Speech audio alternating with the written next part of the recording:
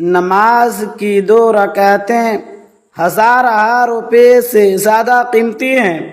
ایک صحابی رضی اللہ عنہ فرماتے ہیں کہ ہم لوگ لڑائی میں جب خیبر کو فتح کر چکے تو لوگوں نے اپنے مال غنیمت کو نکالا، جس میں متفرق سامان تھا اور قیدی تھے، اور خرید و فروخت شروع ہو گئی کہ ہر شخص اپنی ضروریات خریدنے لگا، دوسری زائد چیزیں فروخت کرنے لگا۔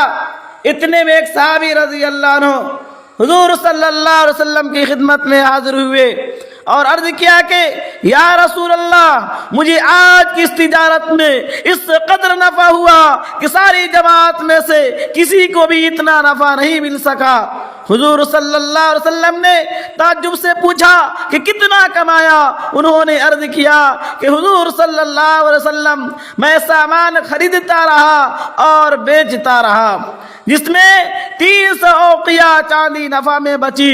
حضور صلی اللہ علیہ وسلم نے ارشاد فرمایا، میں تمہیں بہترین نفع کی چیز بتاؤں؟ انہوں نے عرض کیا حضور صلی اللہ علیہ وسلم ضرور بتائیں۔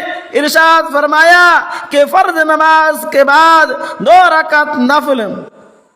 میرے محترم بزرگوں، ایک وقت اوقیہ 40 درہم کا ہوتا ہے اور 1 درہم تقریباً 4 آنا کا، تو اس حساب سے 3000 روپیہ ہوا، جس کے مقابلہ میں 2 جہاں کے بادشاہ کا ارشاد ہے کہ یہ کیا نفع ہوا؟